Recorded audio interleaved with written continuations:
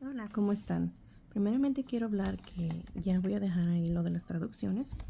¿Por qué? Porque me he dado cuenta que mientras más estudia uno, más te mete a fondo, te puedes hasta confundir. Y el caso de las traducciones es que muchas veces cuando traduces de un idioma a otro, las palabras cambian. A veces no hay traducción para cierta palabra, entonces no hay Biblia 100% perfecta. Lo que podemos hacer es comparar versiones, buscar en diccionarios y usar las herramientas que el Señor nos dejó para entender más su palabra. Y claro, la oración, como lo he dicho, tiene mucho que ver con lo que entendemos. La Biblia es una herramienta muy especial y también tiene mucho que ver el contexto.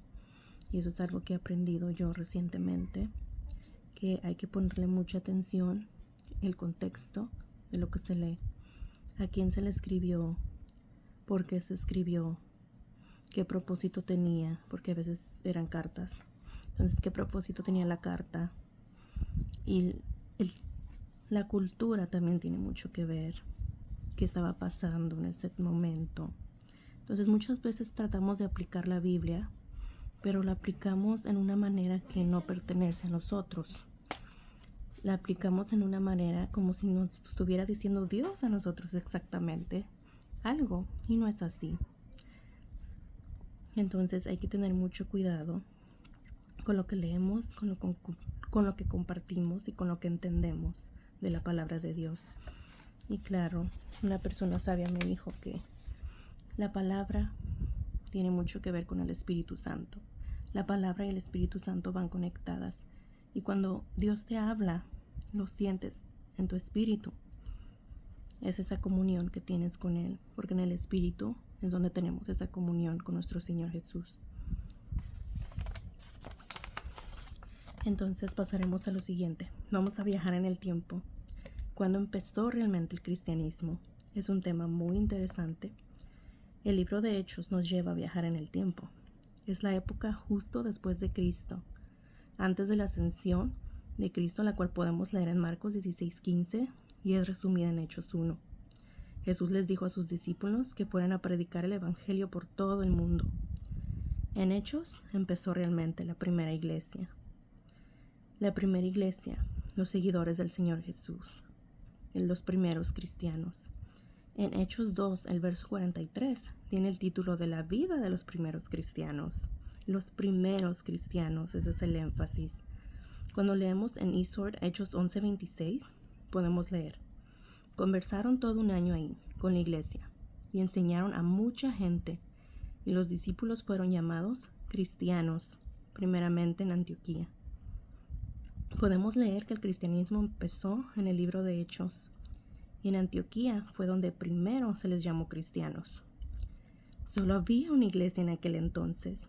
Eran seguidores, creyentes del Señor Jesús. Y la iglesia era muy diferente hoy en día. Se ayudaban unos a otros. Podemos leer que hasta el punto de vender sus propiedades para que a nadie le faltara nada y que todos tenían las cosas en común. Especialmente el creer en Jesús, en su muerte y su resurrección. Y todo está en Hechos. Hay mucho que aprender de Hechos. Es el comienzo de la iglesia. Pero claro, la historia tenía que tener problemas. Empezaron a haber divisiones. Y cuando fueron aumentando, después se vino la Reforma Protestante y fue donde hubo muchas ramas más, como los protestantes, los anglicanos. Y de hecho ya había católicos y se hicieron los católicos ortodoxos, los católicos. Hay 3 ramas de catolicismo, se me hace. No estoy 100% segura de eso.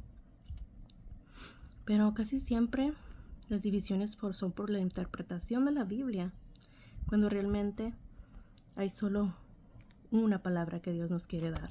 Y solo es una historia que hay.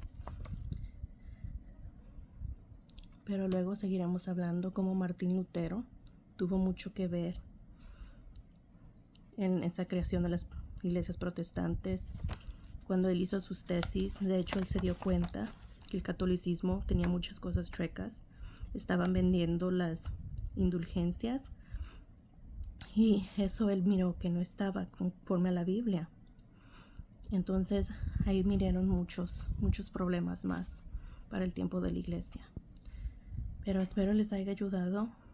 Recordemos que solo hay un camino, que es Jesús, la verdad y la vida. Y hay que seguir a Jesús, enfocarnos en su palabra, que es lo que dice en la Biblia. Si algo en la Biblia no concuerda con lo que una iglesia está enseñando, un pastor está enseñando, entonces no es de la Biblia, está hablando humanamente. Y ese es el cuidado que tenemos que tener también.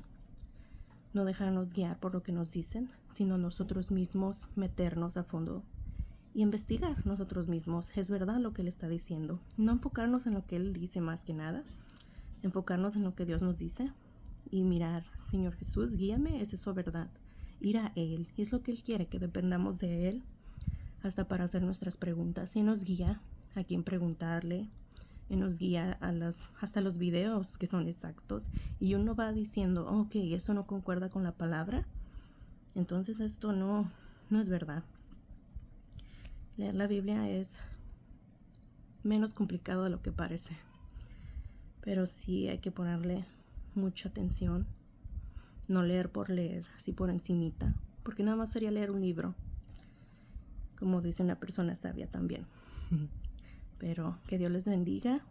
Bendiciones y hasta la próxima.